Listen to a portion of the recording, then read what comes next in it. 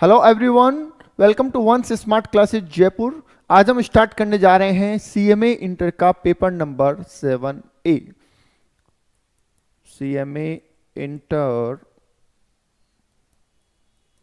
Paper number 7A which is direct tax, right. Syllabus 2016 के अंदर ये पेपर 7 हुआ करता था, बट सिलेबस 2022 के अंदर ये पेपर 2022 के अंदर ये पेपर 7A हो गया। क्यों सर, ऐसा क्यों हो गया? सुनिए, पहले क्या होता था, लास्ट सिलेबस के अंदर डायरेक्ट टैक्स और इनडायरेक्ट टैक्स दो अलग अलग सब्जेक्ट हुआ करते थे 100 मार्क्स के लिए, राइट। अब इंस्टीट्यूट को लगा कि भैया आप तो बहुत पढ़ने वाले बच्चे हो, इतना सा कोर्स क्यों पढ़ाएं, आपको थोड़ा और बढ़ाया जाए। तो उन्होंने डायरेक्ट टैक्स और इनडायरेक्ट टैक्स को उठा के एक ही पेपर में जोड़ दिया 50-50 मार्क्स के लिए। हालांकि कोर्स कंटेंट में बहुत ज़्यादा चेंजेस नहीं किए गए हैं, इसलिए अब आपको वो दोनों सब्जेक्ट पढ़ने हैं, बट आपको मार्क्स सिर्फ 100 ही मिलेंगे, जो कि पहले वाले स्टूडेंट्स को 200 मिला करते थे, राइट। ओके, तो पेपर नंबर 7A हम पढ़ेंगे। मेरा नाम है CMA सुरेश पोद्दार, राइट। तो मैं चाहता हूं जल्द से जल्द आपके नाम के आगे भी CMA लग जाए, तो उसके लिए हम पढ़ेंगे पेपर नंबर 7A अपनी इस क्लास के अंदर, राइट। चलिए तो शुरू करते हैं। सर देखिए, बात यह है कि सबसे पहले हम ये समझते हैं कि डायरेक्ट टैक्स होता क्या है, और उससे भी पहले हम ये समझते हैं कि टैक्स क्या होता है, राइट। जब आप टैक्स समझेंगे तो डायरेक्ट इनडायरेक्ट समझ में आएगा। तो पहले हम समझते हैं व्हाट इज टैक्स। तो पहला पॉइंट आपका होना चाहिए व्हाट इज टैक्स, ठीक है। देखिए, टैक्स क्या है, आप अपनी इनकम का, मैं इन एस्पेक्ट ऑफ इनकम बात कर रहा हूं, ठीक है। आप अपनी इनकम का एक हिस्सा गवर्नमेंट को देंगे, और जिससे गवर्नमेंट देश को चलाएगी। पूरे वर्ल्ड में ऐसा ही होता है भाई। गवर्नमेंट कैसे काम करेगी, गवर्नमेंट कैसे देश चलाएगी, पैसा तो चाहिए उसको। तो उसके लिए क्या करते हैं, वो आपसे टैक्स चार्ज करते हैं। अब कई जगह डायरेक्ट टैक्स चार्ज कर लिया जाता है और कई जगह इनडायरेक्ट टैक्स चार्ज कर लिया जाता है, और हमारे इंडिया में दोनों ही टैक्स चार्ज कर लिए जाते हैं। क्या होते हैं डायरेक्ट इनडायरेक्ट, ये हम बात करेंगे, ठीक है। तो टैक्स का मतलब है कंपल्सरी एक्सटॉर्शन ऑफ मनी। अगर इसको थ्योरेटिकल एस्पेक्ट में बात करें तो it is compulsory extortion of money, कि ये आपसे एक कंपल्सरी वसूली है जो गवर्नमेंट करेगी और आपको कंपल्सरी देना पड़ेगा। आप ये नहीं कह सकते कि सर मन हुआ तो दे देंगे और मन हुआ तो नहीं देंगे, ठीक है। आपके ऊपर वॉलंटरी नहीं है, ये कंपल्सरी है, राइट। तो आपको अपनी इनकम का एक हिस्सा गवर्नमेंट को देना होगा, जिसको हम टैक्स का नाम देंगे। अब क्योंकि ये हम इनकम पे लगा रहे हैं, इसलिए हम इसको इनकम टैक्स बोल देते हैं। और यही अगर आप किसी गुड्स एंड सर्विसेज में डील करेंगे तो उस पे आपको टैक्स देना पड़ता है। गुड्स एंड सर्विसेज में इस पे टैक्स देना पड़ता है, तो इसको हम GST का नाम दे देते हैं, राइट, कि goods and services tax, right. तो ये इस तरीके से हम समझ सकते हैं कि टैक्स क्या होता है। टैक्स देखिए कोई पुरानी व्यवस्था है, ये कोई नई व्यवस्था नहीं है, नया सिस्टम नहीं है, ये बहुत ही पुराना है। राजा महाराजा के टाइम पे भी टैक्स लिया जाता था। जब मुगल सल्तनत हुआ करती थी, राजा महाराजा हुआ करते थे, उस टाइम पे भी टैक्स लिया जाता था। फिर ब्रिटिश गवर्नमेंट आई, ब्रिटिश गवर्नमेंट ने हम पे राज किया, तब भी टैक्स लिया जाता था। एट दैट टाइम आपने लगान का नाम सुना होगा, लगान भी एक काइंड ऑफ टैक्स है, ठीक है। तो वो भी एक टैक्स ही था। उसके बाद जब इंडिपेंडेंस हुई, तो उसके बाद हम जो ये पढ़ रहे हैं इसका जन्म हुआ। क्लियर? तो टैक्स कोई नई चीज नहीं है, ये सदियों से चलता हुआ आ रहा है और आगे भी चलता रहेगा। तो टैक्स का मतलब समझ गए आप? ओके, अब चलते हैं आगे। तो सर हमें यहाँ पे क्या पढ़ना है, ठीक है। देखिए, टैक्स का लगाया जाना क्यों जरूरी है, या गवर्नमेंट टैक्स क्यों लगाती है, उसको भी आप थोड़ा सा समझिए, ठीक है। गवर्नमेंट टैक्स क्यों लगाती है उसको थोड़ा समझिए। हमारे यहाँ पे क्या है कि एक खाई है, बोलते हैं ना, एक गैप है। क्या है? एक बहुत बड़ा गैप है कि बहुत सारे अमीर लोग हैं और बहुत सारे गरीब लोग हैं, राइट। अब अमीरों के पास बहुत पैसा है और गरीब बेचारे खाने के लिए भी तरस रहे हैं, राइट। तो ये जो गैप है ये बहुत ज़्यादा है, अमीर बहुत अमीर है, गरीब बहुत गरीब है, ठीक है। और ये गैप फिलअप करने के लिए टैक्स का इस्तेमाल किया जाता है। तो टैक्स का एक पर्पज ये भी होता है कि अमीर गरीब के बीच में जो खाई है उसको भरने के लिए भी टैक्स लगाया जाता है, राइट। तो इसके अंदर गवर्नमेंट क्या करती है कि सर अमीरों से तो हम पैसा ले लेंगे और गरीबों में पैसा बांट देंगे, राइट। रॉबिन हुड की तरह अमीरों से लूट लेंगे, गरीबों में बांट देंगे, राइट। तो उस तरीके से सर हम टैक्स चार्ज करते हैं। हालांकि ये पूरा कंप्लीट एस्पेक्ट इसका नहीं है, क्योंकि ऐसा नहीं है कि हमारे इंडिया में सिर्फ अमीरों पे टैक्स लगता है, हमारे इंडिया में गरीबों पे भी टैक्स लगता है। सर ऐसा क्यों? आप तो कह रहे हैं कि गरीबी मिटाने के लिए है। देखिए क्या है, समझिए। एंड अमीर है कितने? अभी थोड़े दिन पहले ही एक सर्वे आया था, अगर आपने ध्यान दिया होगा तो, दिया था कि कुछ 3-4% लोगों के पास हमारी 60% वेल्थ है, राइट। कि हमारे जो टाटा, बिरला, अंबानी, ना मित्तल, ये सो जितने भी है, अडानी वडानी, जितने भी बड़े बड़े लोग हैं, इन लोगों के पास इतना पैसा हो गया कि हमारी टोटल जो इकोनॉमी है उसका एक मेजर पार्ट ये होल्ड करने लग गए, राइट। अब ठीक है, अब आप कहते हैं कि सपोज सर कि 3% लोगों के पास पूरे इंडिया का 60% पैसा है, ठीक है। मान लो ऐसी सिचुएशन है कि 3% लोगों के पास इंडिया का 60% पैसा है। अब आप उन 3% लोगों को बोलो कि भैया तुम पे टैक्स चार्ज करेंगे, और जो बाकी लोग हैं 97% लोग हैं उनका इससे गुजारा करेंगे, उनको इससे सुविधाएं देंगे। तो आप क्या बोलोगे? अरे सर हम कोई पागल है क्या यहाँ पे कि हम पैसा कमा रहे हैं और आपको हम इतना पैसा देंगे कि आप पूरी कंट्री चलाओगे उससे, राइट। ऐसा है तो फिर हम विदेश चले जाएंगे, वहां जाके काम कर लेंगे, क्यों करेंगे हम इंडिया में काम, राइट। तो पूरा बर्डन इन पे नहीं डाला जा सकता, ठीक है। तो इसलिए क्या किया, इनडायरेक्ट टैक्स लगाया, जिसमें हर इंसान से टैक्स की वसूली की जाती है। बोले थोड़ा थोड़ा सबसे ले लो, इनसे ज्यादा ले लो पैसे वालों से, पर बाकी सबसे भी थोड़ा थोड़ा ले लो, इसलिए इनडायरेक्ट टैक्स भी लगाया गया है। इनडायरेक्ट टैक्स की वजह से क्या हुआ कि सर हमारे इंडिया का गरीब से गरीब आदमी भी गवर्नमेंट को टैक्स देता है। बहुत बार कॉमन सेंस में आप लोग क्या कहते हैं, सर मैं तो स्टूडेंट हूँ, मैं जैसे अभी आपको पूछूंगा ना कि भैया कितना टैक्स भरते हो, आप कहोगे सर अरे मैं काहे का टैक्स भरता हूँ, मैं तो स्टूडेंट हूँ सर, मेरे पास कहाँ पैसा है। पर नहीं, ऐसा थोड़ी है, आप टैक्स तो देते ही हैं गवर्नमेंट को। आपने अपनी बुक्स खरीदी है, नोट्स खरीदे हैं, कॉपी फोटोकॉपी करवाई है, पेन खरीदा है, मोबाइल खरीदा है, जूते खरीदे हैं, कपड़े खरीदे हैं, क्या इसमें टैक्स नहीं जुड़ा हुआ है? ना जुड़ा हुआ है। हाँ सर, यस। तो फिर जब आपके इसमें टैक्स जुड़ा हुआ है तो दे रहे हैं ना आप गवर्नमेंट को टैक्स, डेफिनेटली आप टैक्स दे रहे हैं गवर्नमेंट को, तो बिल्कुल आप गवर्नमेंट को टैक्स दे रहे हैं, राइट। तो हर एक इंसान, अब एक भिखारी है, समझिए वो 1-1 रुपए 50 पैसे किसी से भी चारों तरफ से मांगता है पैसे, और पैसे इकट्ठे हो जाते हैं, क्या करेगा पैसे का? वो खाना खाएगा, ठीक है। तो वो यह भीख मांगने के बाद वो शॉप पे गया और कहता भैया पार्ले जी बिस्किट दे दो 5 रुपए का।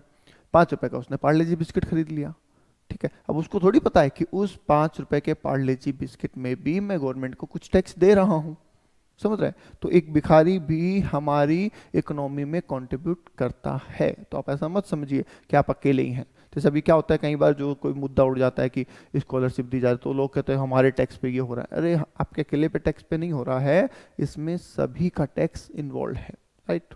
तो इस तरीके से ये टैक्स सिस्टम डिजाइन किया गया है। हाँ, कुछ हद तक ऐसा है कि पैसे वालों से ज़्यादा टैक्स किया जाता है, चार्ज किया जाता है, और बाकी लोगों से कम टैक्स चार्ज किए जाते हैं। बट वो हम आगे समझेंगे क्यों और कैसे। बोलो आगे बात समझ में, ठीक है। तो ये तो हुई सर क्या बात, फंडामेंटल, थ्योरेटिकल, और जो बातें की टैक्स क्यों है, किस लिए है, वगैरह वगैरह। हाँ जी, ठीक है। क्या पूछ रहे हैं? हाँ जी, ओके, ठीक है। ये पूछ रहे हैं कि सर ये पूछ रहे हैं कि सर ऐसा क्यों नहीं कर सकते कि गवर्नमेंट के पास तो पावर है, तो बहुत सारे नोट छाप ले और छाप के सब में बांट दे, कोई गरीब रहेगा ही नहीं। क्या ऐसा हम कर सकते हैं?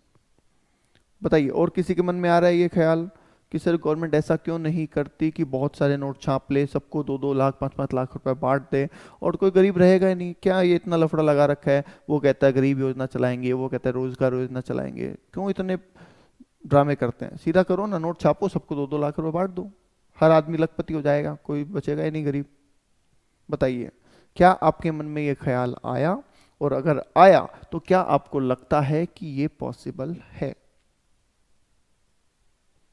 बोलो जी, आया है ख्याल? हाँ सर, ख्याल तो आया है। क्या पॉसिबल है? ऑनलाइन वाले बोलिए, क्या पॉसिबल है? सर पॉसिबल का पता नहीं, ख्याल तो आया है। अच्छा ठीक है, सुनो, देखिए क्या है, बिल्कुल ये पॉसिबल है कि ऐसा कर सकते हैं, बट इसका बेनिफिट नहीं मिलेगा, उल्टा इसका नुकसान होगा। अगर हम ऐसा करते हैं कि बहुत सारे नोट प्रिंट कर लेते हैं और बांट देते हैं, तो इससे क्या होगा? इससे इन्फ्लेशन रेट जो है और जो मुद्रास्फीति जिसको बोलते हैं वो बढ़ जाएगी, और उसके हिसाब से पैसे की जो परचेजिंग पावर है वो डाउन हो जाएगी। ठीक है, मतलब उसके बाद आपके पैसे की कोई वैल्यू ही नहीं रहेगी, तो फिर वो नोट क्या काम आएंगे आपके? तो आप नोट होने के बावजूद भी गरीब रह जाओगे। ठीक है, अभी रिसेंटली कुछ साल पहले एक कंट्री ने ऐसा किया था, एक बार आप नेट पर सर्च कर लेना, आई थिंक वियतनाम था, पूरा मुझे कंफर्म नहीं है, तो उसने ऐसा ही किया था, उसने नोट छाप दिए। अब भैया नोट छाप दिए तो समझना कि उससे क्या हो गया, पैसे की वैल्यू कम हो गई। ठीक है, कर सर कैसे पैसे की वैल्यू कम कैसे होगी नोट छापने से? देखो मैं आपको एग्जांपल देता हूँ। हम अभी एक चाय की थड़ी पे जाते हैं, ठीक है, एक टी स्टॉल पे जाते हैं और कहते हैं भैया एक चाय पिला दो। ठीक है, कितने रुपए? वो कहते हैं सर 5 रुपए या 10 रुपए। ठीक है, आप उसको 5-10 रुपए देते हैं, वो आपको चाय भी पिलाएगा, गिलास उठाएगा, सारा अरेंजमेंट करेगा, राइट? ओके, अब आप समझिए कि आप उसके पास पहुंचे, गवर्नमेंट ने सबको पैसे बांट दिए, अब वो भी गरीब नहीं है, आप उसके पास जाके कहते हैं भैया चाय पिलाओ। ठीक है, वो कहता है कि क्या दोगे? आप कहता है वही 5-10 रुपए जो तुम्हारी चार्ज है वो दे देंगे। वो कहता है कि नहीं नहीं चाहिए भैया, मेरे पास ऑलरेडी खूब पैसे हैं, क्यों 5 रुपए के लिए मैं तुम्हें चाय पिलाऊं? नहीं पिला रहा मैं तो। बताओ, पिलाएगा वो 5 रुपए के लिए? अगर वो खुद लखपति करोड़पति हो जाएगा तो क्या वो आपको 5 रुपए के लिए चाय पिलाएगा? हो सकता है ना पिलाए, कहते नहीं पिलाऊंगा मैं तो, नहीं चाहिए मेरे को 5 रुपए। समझ गए? फिर आपको भैया 100 ले ले चाहे तो पिला। समझ रहे? वो कहता नहीं 100 के लिए भी नहीं पिला रहा मैं तो, 5,000 हो तो पिलाऊं। समझ गए? क्योंकि मेरे पास भी खूब पैसा है, तुम्हारे पास भी खूब पैसा है, तो मैं क्यों पिलाऊं, राइट? आपने कहा चलो ठीक है भाई पिलाओ। लास्ट में क्या कहना पड़ेगा आपको? आप दूसरे पे जाओगे वो भी 5,000 मांगेगा, तीसरे पे जाओगे वो भी 5,000 मांगेगा, क्योंकि उनके लिए अब 5 रुपए की कोई वैल्यू ही नहीं है, राइट? क्योंकि उनके पास है ना पैसा, जब नहीं होता तब वैल्यू होती है, अब तो है तो वो कोई नहीं पिलाएगा। अब सोचो इससे ऑटोमेटिक क्या हो गया, 5 रुपए वाली चाय आपके कितने पे पहुंच गई? 5,000 रुपए हो गई ना, पैसे की वैल्यू कम। यस तो इस हिसाब से ये चीजें चलती है। तो ये पॉसिबल नहीं है कि नोट छाप दो और गरीबी मिटा दो, ऐसा बिल्कुल भी पॉसिबल नहीं है, राइट? चलिए नाउ अब आते हैं हमारे मेन टॉपिक के ऊपर वापस। तो सर हम पढ़ने जा रहे हैं यहाँ पे डायरेक्ट टैक्स, ठीक है? और डायरेक्ट टैक्स को पढ़ने से पहले कुछ बेसिक बातें समझ लेते हैं। देखिए हमारी कंट्री में सबसे ऊपर क्या है बताइए? हमारी कंट्री में कानूनन रूप से सबसे ऊपर क्या है सर? गवर्नमेंट है? नहीं, गवर्नमेंट नहीं है। गवर्नमेंट से भी ऊपर कोई है? बताइए सबसे ऊपर कौन है? सुप्रीम कोर्ट है। यस बिल्कुल सुप्रीम कोर्ट है, पर सुप्रीम कोर्ट भी किस बेसिस पे काम करता है? कोई इंसान तो है नहीं सुप्रीम कोर्ट, वो तो एक बॉडी है, तो वो किस बेसिस पे काम करती है बताइए? यस बिल्कुल constitution of India, constitution of India, yes ये है हमारा संविधान, ठीक है? और जो कोर्ट है वो भी इस पे ही काम करते हैं। कोर्ट जो है, सुप्रीम कोर्ट जो है वो गवर्नमेंट से भी ऊपर होता है, न्याय व्यवस्था है वो हमारी, ठीक है? और अगर गवर्नमेंट कुछ गलत करती है तो सुप्रीम कोर्ट गवर्नमेंट को भी इंस्ट्रक्ट कर सकता है, ऑर्डर दे सकता है, या फटकार सकता है, डांट सकता है, सारे राइट्स कोर्ट के पास रिजर्व है, right? Okay sir, constitution of India किसने बनाया था? तो सर बनाने वाले तो बहुत लोग थे, पर हम जिनको जानते हैं रचयिता के नाम पे वो है B.R. अम्बेडकर। क्या नाम है? B.R. अम्बेडकर, राइट? तो इन्होंने सब कॉन्स्टिट्यूशन बनाया। जब इन्होंने कॉन्स्टिट्यूशन बनाया तो उस कॉन्स्टिट्यूशन में ये बोला कि भाई देखिए ऐसा है, देश चलाना है, और देश चलाने के लिए हमें क्या चाहिए होगा? कुछ लोग या कुछ बॉडी या कुछ संस्था चाहिए होगी जो इसको चलाए। तो इसके लिए इन्होंने बनाई सर गवर्नमेंट। इसने क्या बनाई? गवर्नमेंट, कि भैया हम गवर्नमेंट का फॉर्मेशन कर रहे हैं जो कि देश को चलाएंगे, राइट? जब ये गवर्नमेंट बना रहे थे तो इन्होंने 2 तरीके की गवर्नमेंट बनाई इंडिया के अंदर, ठीक है? आप जानते ही हैं कौन सी 2 तरीके की, पता है? यस, पहली बनाई बेटा सेंट्रल गवर्नमेंट और दूसरी बनाई स्टेट गवर्नमेंट। मैंने ये नहीं कहा कि 2 गवर्नमेंट, मैंने कहा 2 तरीके की गवर्नमेंट। आप कहते हैं सर स्टेट गवर्नमेंट तो बहुत सारे हैं, हमने कहा एक सेंट्रल गवर्नमेंट और दूसरी स्टेट गवर्नमेंट, ठीक है? स्टेट गवर्नमेंट हर स्टेट के हिसाब से जो भी है वो होता है। सर क्यों? दो गवर्नमेंट क्यों बनाई, एक क्यों नहीं? ठीक है, तो इसका भी जवाब सुनिए। सर देखिए ऐसा है, हमारी कंट्री में डाइवर्सिटी बहुत है, ठीक है, different culture, different language, different region, different traditions और डिफरेंट लोग, ठीक है, फिर भी हम सब लोग मिलके रहते हैं, ठीक है, यही तो क्या है, अनेकता में एकता भारत की विशेषता, पढ़ा है ना या? तो ये हमारी खास बात है सर। अब सर डिफरेंट कल्चर है, डिफरेंट लैंग्वेज है, तो उनको समझने के लिए, उसको आसान बनाए रखने के लिए हमें दो गवर्नमेंट बनानी पड़ी।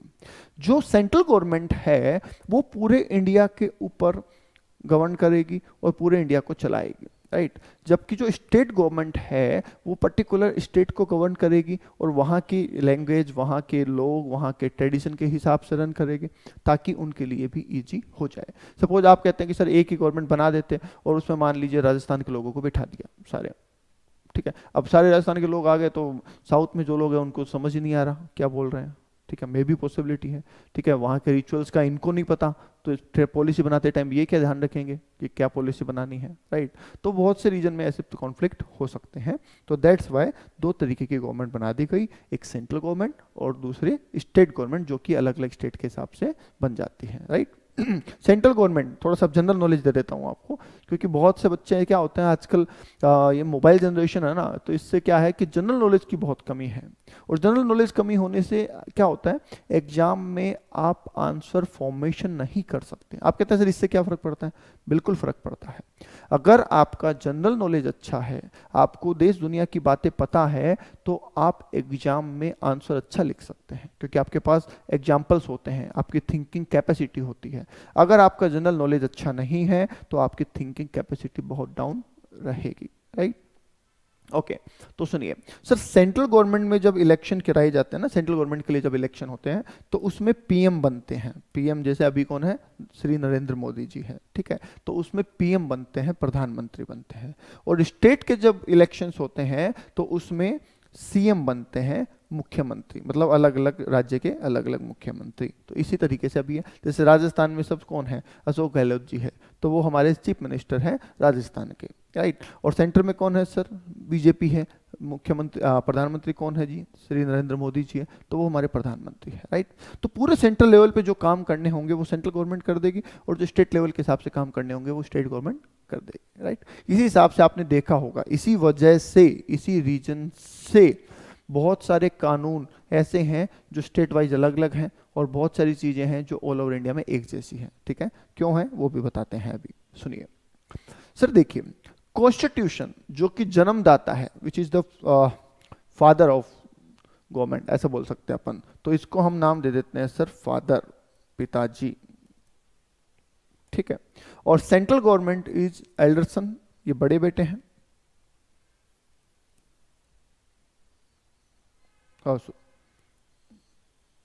और ये भैया जो स्टेट गवर्नमेंट है ये सारे छोटे बेटे हैं, यंगर सन, ठीक है।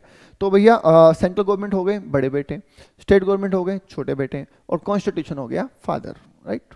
ओके, अब समझिए, जब भी एक घर में एक से ज्यादा बच्चे होते हैं तो कुछ काम को लेके, कुछ फरमाइशों को लेके, चॉइस को लेके बहुत से झगड़े हो जाते हैं। सपोज आप घर में दो भाई बहन हैं, ठीक है, या दो भाई हैं या दो बहनें हैं, ऐसे कुछ हैं, और आपको एक नया टीवी खरीदना है, तो क्या ये चीज हो सकती है कि किसकी पसंद का खरीदा जाए?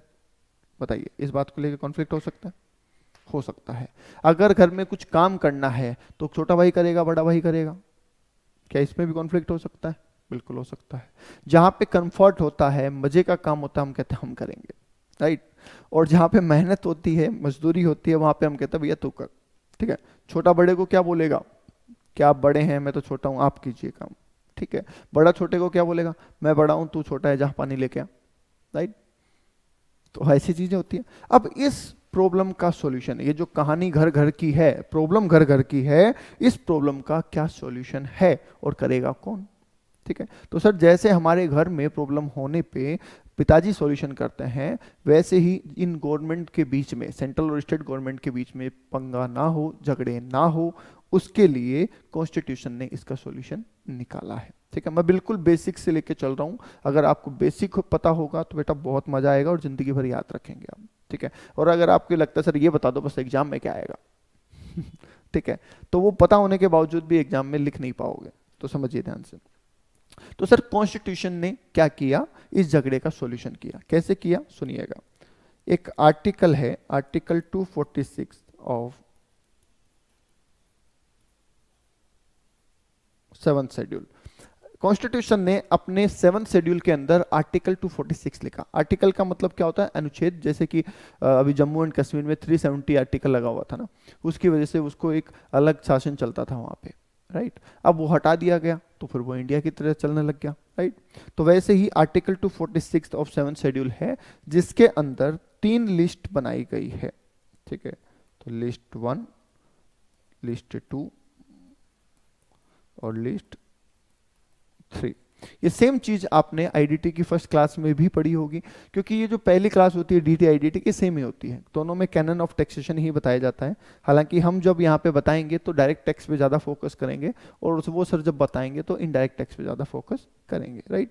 तो सुनिए, पहली लिस्ट जो है बेटा, उसका नाम है यूनियन लिस्ट, ठीक है। और यूनियन लिस्ट में जितने भी काम लिखे जाएंगे या जो भी बातें लिखी जाएगी, वो सब कौन मानेगा और कौन करेगा, central government, right.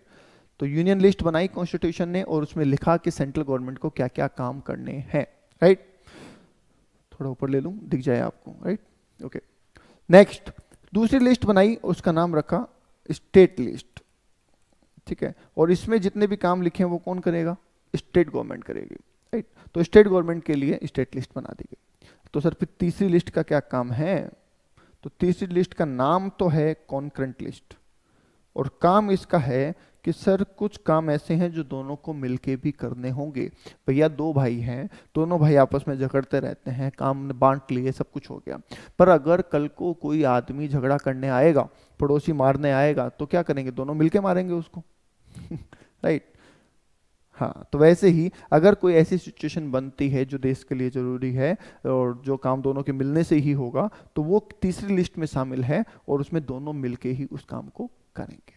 Is that clear? Okay, तो ये इस तरीके से काम का बंटवारा किया गया। तो सर इसमें टैक्स में क्या रोल है, अभी इस पे आते हैं, इसका टैक्स में क्या रोल है, उससे पहले वापस यहाँ पे आ जाइए। और यहां तक कोई डाउट है तो एक बार बोल दीजिए, बताइए जी, यहां तक किसी को कोई डाउट तो बोल दो।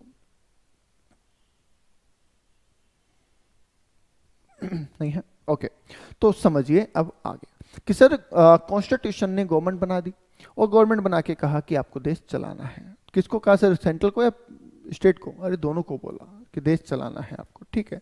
हम कैसे भाई, क्या करना है सर देश चलाने में? बोला सर देखिए, आपको पब्लिक जो है हमारी, उसको फैसिलिटी देनी है कुछ, ठीक है। जो फंडामेंटल बेसिक जो फैसिलिटीज है वो, जैसे कि एजुकेशन,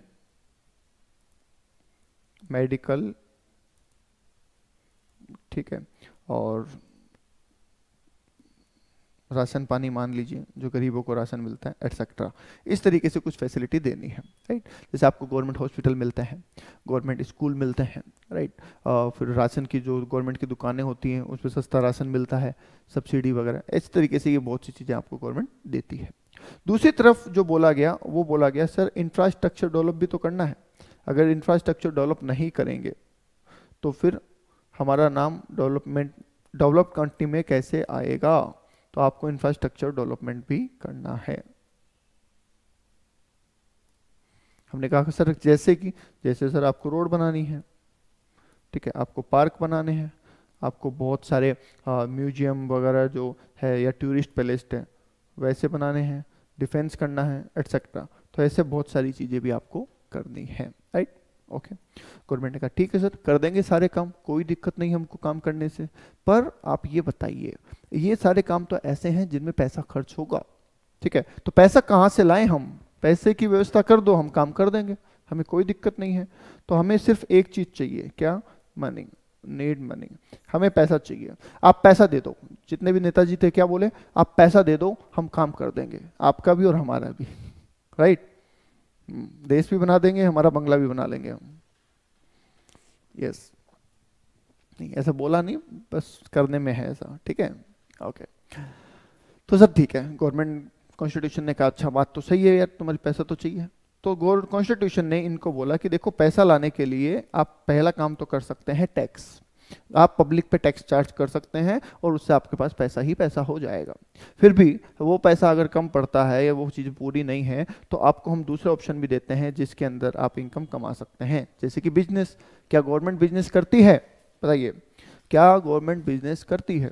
सर बिल्कुल करती है, क्यों नहीं करती है गवर्नमेंट बिजनेस? गवर्नमेंट ने बहुत सी कंपनियों में स्टेक खरीदा हुआ होता है, बहुत सी गवर्नमेंट ऑर्गेनाइजेशन है, जैसे मैं बात करूं LIC गवर्नमेंट ऑर्गेनाइजेशन है, तो अगर LIC कुछ कमा रहा है तो पैसा तो गवर्नमेंट के में ही आ रहा है, ठीक है। रेलवे भी तो गवर्नमेंट भी है। BSNL, हालांकि BSNL तो घाटे में था और है, ठीक है। तो ऐसे बहुत से काम हैं जो गवर्नमेंट एज ए बिजनेस करती है, राइट। ओके, गवर्नमेंट कंपनी चलती है बहुत सारी, राइट। दूसरा इसके अलावा क्या है गवर्नमेंट का सोर्स? लाइसेंस। आप अगर शॉप खोलते हैं, राशन की दुकान खोलते हैं तो लाइसेंस चाहिए, लिकर की दुकान खोलते हैं तो लाइसेंस चाहिए, होटल चलाते हैं तो लाइसेंस चाहिए, ठीक है। माइनिंग करते हैं तो लाइसेंस चाहिए। तो डिफरेंट काइंड ऑफ लाइसेंस आपको चाहिए। उसके अलावा रेंटल, गवर्नमेंट अपनी बहुत सारी प्रॉपर्टियां किराए पे भी देती है। तो इस तरीके से बहुत सारे इनकम के सोर्स होते हैं गवर्नमेंट के पास, ठीक है। कई बार आपके मन में ये भी आया होगा कि गवर्नमेंट को पैसा कहाँ से मिलता है, तो ये बहुत सारे सोर्स ऑफ इनकम है गवर्नमेंट के, राइट। पर जो मेन सोर्स ऑफ इनकम है वो है tax. Main source of income क्या है? टैक्स। सर ये इतनी बातें इतने डिटेल में क्यों बता रहे हैं? देखिए, आप प्रोफेशनल बनने जा रहे हैं, आप कोई स्टूडेंट नहीं है अभी। अब आप प्रोफेशनल बनने जा रहे हैं तो आपके पास हर बात का जवाब होना चाहिए। कल को कोई आपको बोलेगा कि तू CMA कर रहा है, हाँ कर रहा हूँ, फिर तो तू बड़ा ही एक्सपर्ट होगा, तुझे तो सब पता होगा, बोला हाँ पता है। बता, टैक्स क्यों लगाती है गवर्नमेंट? गवर्नमेंट के पास और गवर्नमेंट कहाँ से कमाती है? तो क्या बताएंगे आप? तो आप बताएंगे कि भैया देखो यहाँ से गवर्नमेंट कमाती है, हालांकि गवर्नमेंट का खर्चा बहुत ज़्यादा होता है, इसलिए टैक्स की ज़रूरत होती है, और टैक्स भी एक नहीं 2 तरीके के लगाते हैं। तो ये आपको पता होना चाहिए, राइट। ओके, तो tax is the main source of income of government, right. Okay, अब समझिए आगे। तो सर इंडिया में टैक्स स्ट्रक्चर डाला गया। अब यहाँ पे बोलते हैं रेजिम, टैक्स रेजिम। इसको क्या बोलते हैं? टैक्स रेजिम या रेजिमा, कुछ लोग ऐसे बोलते हैं। तो सर इसमें क्या है कि इंडिया में एक टैक्स नहीं लगाया गया, इंडिया में 2 टैक्स लगाए गए, जिसमें एक का नाम रखा गया डायरेक्ट टैक्स और दूसरे का रखा गया इनडायरेक्ट टैक्स, ठीक है। क्यों सर 2 टैक्स क्यों लगाए और इन दोनों में क्या डिफरेंस है? तो आइए समझते हैं। देखिए, पहली बात तो ये कि हमारी जो ह्यूमन टेंडेंसी है इंडिया की, हर कंट्री के लोगों की टेंडेंसी अलग अलग होती है, उनकी सोच अलग अलग होती है, माइंडसेट अलग अलग होता है। जैसे यहाँ पे भाई 2 शादी करना थोड़ा सा है ना, हमारे ट्रेडिशन के हिसाब से सही नहीं है, विदेशों में ठीक है, चलता है, ठीक है ना। यहाँ पे डाइवोर्स बहुत बड़ी चीज़ है, विदेशों में चलती है। तो अलग अलग कंट्री का अलग अलग ट्रेडिशन है, यहाँ के लोगों की पसंद अलग है, वहाँ के लोगों की पसंद अलग है। तो इसलिए किसी भी कंट्री से पहली बात तो आप कंपेयर नहीं कर सकते। बहुत से लोग है ना होते हैं ऐसे कि सर देखो हमारे इंडिया में तो व्यवस्था ही नहीं है, ये नहीं है, वो नहीं है, ऑस्ट्रेलिया देखो वहाँ पे तो इतना ज़्यादा सफाई है, ये है। अरे भाई आप उन चीज़ों के साथ ये भी तो देखिए कि वहाँ की पॉपुलेशन कितनी है। उनका जियोग्राफिकल एरिया अच्छा खासा है पर पॉपुलेशन बहुत थोड़ी सी है, तो उनको मैनेज करना बहुत आसान है। यहाँ पे पॉपुलेशन इतनी है, मैनेज करना कितना मुश्किल है। एक आप 6 करोड़ लोगों को मैनेज कर रहे हैं और एक आप 140 करोड़ लोगों को मैनेज कर रहे हैं, तो कितना बड़ा फर्क पड़ेगा। ठीक है, एक घर में 2 मेंबर रहते हैं और एक घर में 40 मेंबर रहते हैं, और आप बोलते हैं सर सफाई चाहिए, तो बताओ कौन से घर में ज़्यादा सफाई देखने को मिलेगी? जिसमें 2 मेंबर रहते हैं, क्योंकि इजीली हो जाएगी वहाँ पे, राइट। और कचरा करने वाले कम लोग होंगे। अब 40 है तो कुछ ना कुछ तो फैलेगा, राइट। तो इसलिए क्रिटिसाइज करने के लिए तो बहुत सी चीज़ें हैं, पर लॉजिकल होना चाहिए। तो सुनिए, तो इंडिया में सर 2 टैक्स लगाए गए, एक डायरेक्ट टैक्स और एक इनडायरेक्ट टैक्स, राइट। क्यों? क्योंकि हमारी टेंडेंसी है सर कि हम सीधे तौर पे पैसा नहीं दे सकते। दूसरा, हमारे जो मैंने बताया अमीर और गरीब लोगों का जो गैप है वो बहुत ज़्यादा है। डायरेक्ट टैक्स जो लगाया गया वो बेसिकली उन लोगों पे लगाया गया जो अच्छा खासा पैसा कमाते हैं, जिनकी इनकम है और अच्छी है, ठीक है। और इनडायरेक्ट टैक्स जो है वो सब पे लगाया गया है, उसमें इनकम से कोई मतलब ही नहीं है, अमीर गरीब से कोई मतलब ही नहीं है, ठीक है। तो सर बोला कि सर डायरेक्ट में क्या, डायरेक्ट में ये कि जो कमा रहा है, जिसके पास पैसा, उससे पैसा ले लेते हैं, राइट, और उससे देश चला लेंगे। पर जैसा मैंने आपको बताया कि वो काफ़ी नहीं है, तो इसलिए हम उससे भी पैसा लेंगे जो कम कमा रहा है या नहीं कमा रहा है, उससे भी हम इनडायरेक्टली कुछ तो लेंगे ही, राइट। तो ये इनडायरेक्ट टैक्स। एक एग्जांपल देता हूँ। सपोज कीजिए कि हम आप 5 स्टार होटल में गए, ठीक है। 5 स्टार होटल में आपने एक लंच किया, ठीक है, अच्छा खासा 5,000 का बिल आ गया।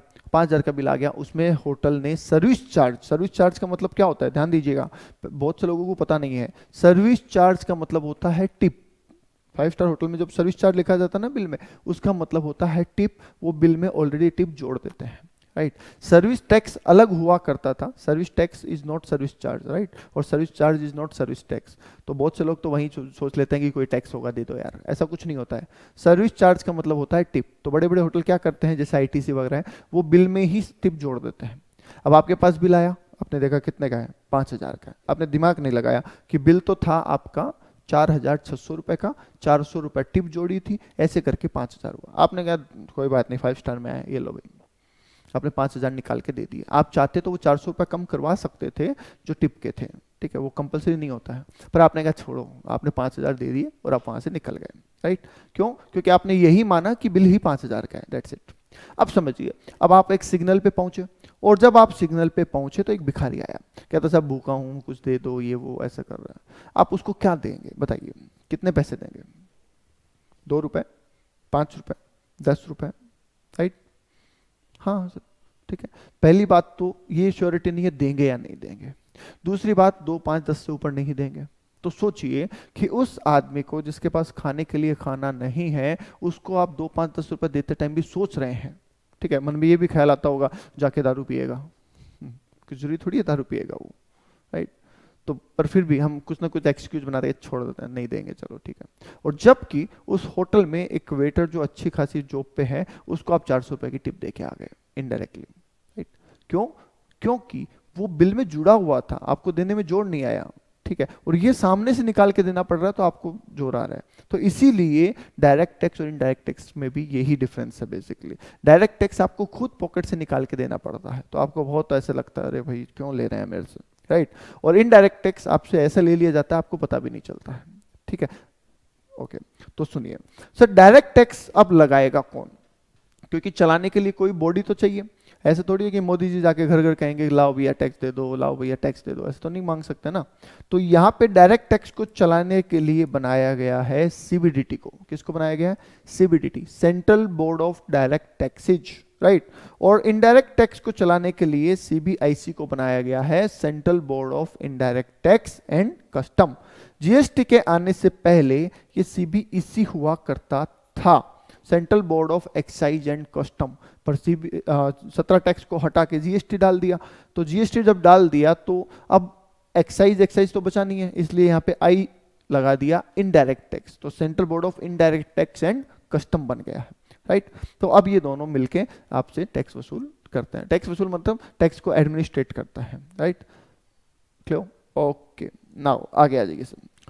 अब सुनिए सर, डायरेक्ट और इनडायरेक्ट टैक्स में फर्क क्या है? सर देखिए, डायरेक्ट टैक्स में जो पेयर होता है और उस टैक्स का जो बर्डन होता है, ये सेम पर्सन पे होता है। ये एक बहुत बेसिक सब पॉइंट है, ठीक है। इसका मतलब अगर मुझे अपना इनकम टैक्स पे करना है तो मैं अपनी जेब से पैसा निकालूंगा और गवर्नमेंट को दे दूंगा, राइट। वो पैसा मैं आपसे मांग नहीं सकता कि लाओ भैया मैंने कल टैक्स भरा है मुझे टैक्स दो, आपसे नहीं मांग सकता मैं, क्योंकि आप तो ऑलरेडी मुझे फीस दे चुके हैं। उस फीस में से खर्चे काटने के बाद जो प्रॉफिट बचा उसी में से तो टैक्स दिया है मैंने, राइट। तो ये मैं आपसे मांग नहीं सकता अलग से। तो पेयर कौन हुआ इसमें? मैं। बर्डन किसका? मतलब जेब में से किसकी गया? मेरी। तो इसलिए इसको क्या बोला गया है? मेरे ऊपर डायरेक्ट टैक्स। ओके, ठीक है सर। इनडायरेक्ट टैक्स में क्या होता है? देखिए, इनडायरेक्ट टैक्स में क्या होता है, मैंने आपसे फीस ली, फीस में मैंने आप पे जीएसटी भी जोड़ दिया। मैंने आपसे कहा कि भाई 40,000 फीस है और मान लीजिए 5,000 आपका जीएसटी है, तो आप मुझे 45,000 रुपये दे दीजिए। आपने मुझे 45,000 रुपये दे दिए, आपको मतलब नहीं है उसमें क्या है, जीएसटी है, क्लासेस का है, आपको मतलब नहीं है। आपने मुझे 45,000 रुपीज़ दे दिए, राइट। अब मैं क्या करूंगा उसमें से? मैं 40,000 अपनी जेब में डालूंगा, उससे अपने खर्चे वर्चे मैनेज करूंगा, और 5,000 ऐसे कैसे उठा के किसको दे दूंगा? गवर्नमेंट को दे दूंगा कि लो भैया आपका टैक्स, राइट। तो इसमें पेयर कौन हुआ? गवर्नमेंट को दिया किसने? मैंने दिया। समझ रहे हैं? पेयर को किसने दिया? मैंने। कह रहे हैं सर हमने दिया। अरे दिया तुम नहीं है, जेब से तुम्हारी गया है, पर गवर्नमेंट को देने वाला हाथ मेरा है। समझ रहे हैं? हाथ तुम्हारा नहीं है, हाथ मेरा है, राइट। ओके, पर बर्डन तुम्हारे ऊपर है, बर्डन मेरे ऊपर नहीं है। समझ गए?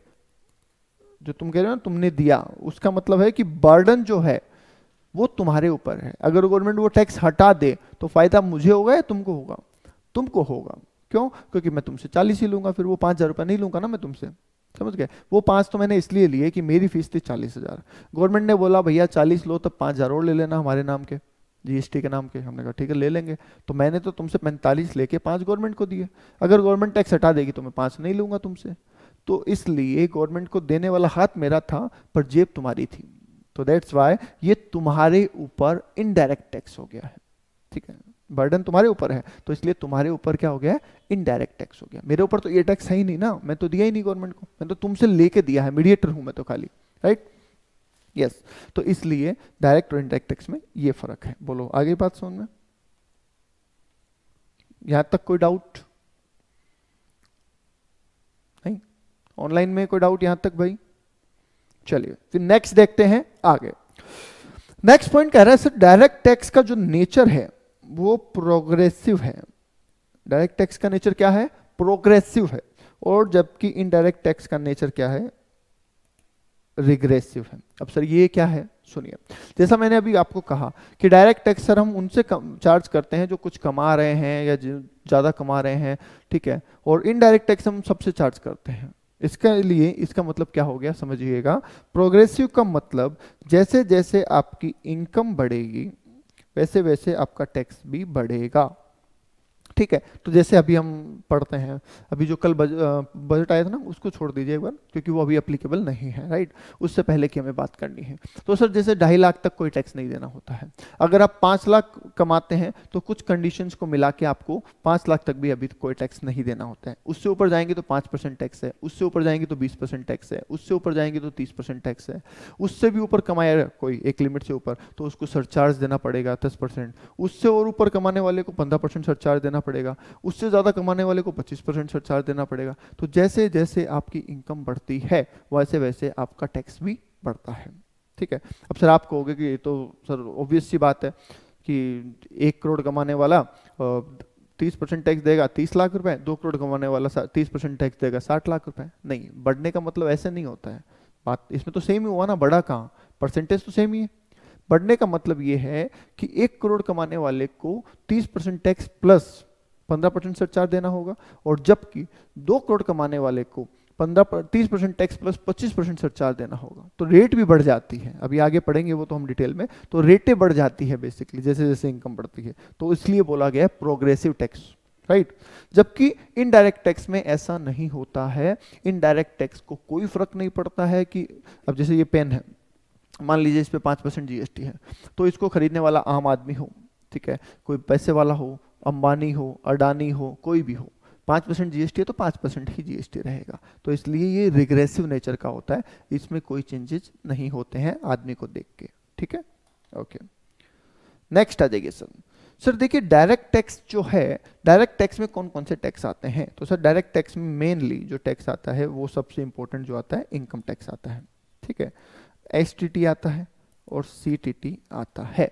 इनकम टैक्स आप अच्छी बात ही जानते हैं और इसको हम बहुत डिटेल में पढ़ने वाले हैं। एसटीटी सिक्योरिटीज ट्रांजैक्शन टैक्स, जब आप एनएससी नाम सुना और बीएससी, ठीक है, national stock exchange, Bombay stock exchange, इनके जरिए, इनको बोलते हैं रिकॉग्नाइज स्टॉक एक्सचेंज, ठीक है, इनके जरिए जब आप शेयर्स में डीलिंग करते हैं तो आपको एसटीटी सिक्योरिटीज ट्रांजैक्शन टैक्स का पेमेंट करना पड़ता है, राइट? इसके अलावा आपने नाम सुना होगा एनसीडीईएक्स, सुना है? एनसीडेक्स। एनसीडेक्स में आप गेहूं, चावल, बाजरा, गंवार, राइस, इन सब में डीलिंग कर सकते हैं, कमोडिटीज में डीलिंग कर सकते हैं। तो जब आप कमोडिटीज में डीलिंग करते हैं एट दैट टाइम आपको सीटीटी देना पड़ता है। तो ये सारे डायरेक्ट टैक्स के फॉर्मेट है। हालांकि हमें जो डिटेल में पढ़ना है वो इनकम टैक्स पढ़ना है, बाकी टैक्स नहीं पढ़ने हैं। बताइए, बात समझ में आ गई? ओके, तो सर बता दीजिए फटाफट इनडायरेक्ट टैक्स के एग्जांपल क्या है। तो इनडायरेक्ट टैक्स में सबसे पहला GST, goods and services tax, right? और दूसरा कस्टम, जब आप विदेशों से माल मंगाते हैं या भेजते हैं तो उसको बोलते हैं custom duty. Import export duty भी बोलते हैं उसको, इंपोर्ट ड्यूटी, एक्सपोर्ट ड्यूटी, ये सब कस्टम का पार्ट है, राइट। तो ये दो टैक्स मेनली आपके यहाँ पे कवर किए जाते हैं, जीएसटी और कस्टम ड्यूटी।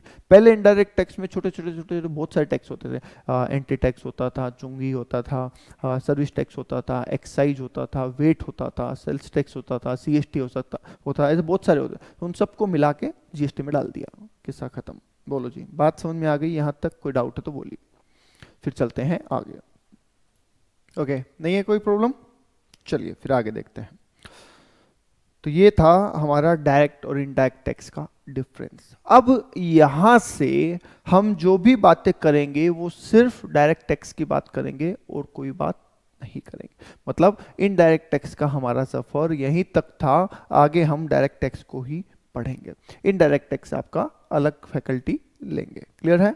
चलिए, अब सर सवाल ये आता है कि यहाँ तक ये समझ में आ गया कि इंडिया में दो टैक्सेशन है, डायरेक्ट इनडायरेक्ट, और दोनों के लिए अलग अलग बॉडी बनाई गई है। अब बस ये और बता दीजिए कि डायरेक्ट टैक्स कौन लगाता है? सेंट्रल गवर्नमेंट लगाती है या स्टेट गवर्नमेंट लगाती है? और डायरेक्ट टैक्स में भी कौन से टैक्स की बात कर रहे हैं हम? इनकम टैक्स की बात कर रहे हैं, राइट। तो आज का लास्ट पॉइंट है हमारा कि इनकम टैक्स कौन सी गवर्नमेंट लगाती है, और उसका जवाब मिलेगा हमें आर्टिकल 246 ऑफ 7 शेड्यूल। ठीक है, और उसकी लिस्ट हमने आपको ऑलरेडी बता दी। उनमें से कौन सी लिस्ट में आप डायरेक्ट टैक्स इनकम टैक्स आता है, अगर ये पता चल जाए तो हमारे सवाल का जवाब हमें मिल जाएगा। तो सुनिए, देखिए, जब भी हम कोई लिस्ट बनाते हैं तो ऐसे लिखेंगे ना, नंबर 1 काम, दूसरा काम, तीसरा काम, चौथा काम, ऐसे तो लिखेंगे 1 2 3 4 5, राइट? यस। तो वैसे ही समझिए, जब यूनियन लिस्ट बनाई गई तो इसमें मल्टीपल पॉइंट्स लिखे गए। तो एंट्री नंबर, अब ये याद करना है आपको, यहाँ पे एमसीक्यू आता है। तो एंट्री नंबर 82 के अंदर बोला गया कि जो सेंट्रल गवर्नमेंट है वो टैक्स ऑन इनकम लगा सकती है अदर देन एग्रीकल्चर इनकम। ठीक है, कि जो सेंट्रल गवर्नमेंट है वो टैक्स ऑन इनकम लगा सकती है, बट एग्रीकल्चर इनकम को छोड़ के। अब सर ये क्या नया पंगा है? अभी तो कहा सेंट्रल गवर्नमेंट लगाती है। यस, सेंट्रल गवर्नमेंट लगाती है, पर एग्रीकल्चर इनकम पे टैक्स लगाने का राइट सेंट्रल गवर्नमेंट के पास नहीं है, राइट। होता क्या है, देखिए समझिए, इसमें एक चीज और आप थोड़ा सा बेसिक समझिए कि सेंट्रल गवर्नमेंट जो काम करती है वो सेंट्रल लेवल पे करती है, और वो ऑल ओवर इंडिया में एक जैसा चलता है। जैसे आपने अभी 12th का एग्जाम भी दिया होगा फाउंडेशन से पहले, तो आपने सीबीएसई या तो सीबीएसई से किया होगा, या किसी न किसी स्टेट बोर्ड जैसे कि Haryana board, RBSE Rajasthan board, Delhi board, ठीक है, किसी पंजाब बोर्ड, किसी न किसी बोर्ड से किया होगा। तो वो जो बोर्ड है वो तो है स्टेट बोर्ड, राइट। और सीबीएसई क्या है? सेंट्रल बोर्ड है। तो यूनियन लिस्ट में जो काम आते हैं वो पूरे इंडिया में एक जैसे लगते हैं, राइट। और स्टेट लिस्ट में जो काम आते हैं वो स्टेट वाइज अलग अलग हो सकते हैं। अब सवाल आया कि सर खेती तो हमारे इंडिया के कुछ रीजन तो ऐसे जहाँ पे खेती बहुत ज़्यादा है, कुछ स्टेट्स ऐसे हैं जहाँ पे खेती बिल्कुल नहीं है। तो सर ऐसी सिचुएशन में सारों पे एक जैसा गवर्नेंस तो ठीक नहीं है। तो इसलिए इनकम टैक्स जो है, एग्रीकल्चर इनकम पे जो इनकम टैक्स है वो यहाँ से हटा के स्टेट गवर्नमेंट को दे दिया कि आप लगाइए आपके हिसाब से। अगर आपके स्टेट में खेती है ज़्यादा और आप चाहते हैं लगाना तो लगाइए, और नहीं है तो फिर क्या लगाएंगे, ठीक है। तो इसलिए स्टेट लिस्ट की एंट्री नंबर 46, ये भी याद रखिएगा, स्टेट लिस्ट की एंट्री नंबर 46 के अंदर स्टेट गवर्नमेंट को एम्पावर किया कि वो एग्रीकल्चर इनकम पे टैक्स लगा सके। हालांकि 8% इंडिया में एग्रीकल्चर इनकम पे टैक्स नहीं है, समझ गए? 8% agriculture income in India is exempted, right? Okay, बताइए जी, यहां तक कोई डाउट? ओके, तो चलिए आज के लिए इतना ही। नेक्स्ट क्लास में देखेंगे कि इनकम टैक्स लगाने के लिए कौन कौन से एक्ट हमें पढ़ने होंगे। Thank you. आई होप आपको क्लास समझ में आई होगी, ठीक है। फिर भी कोई डाउट रहता है तो आप मुझे कॉल या व्हाट्सएप करके पूछ सकते हैं। Thank you.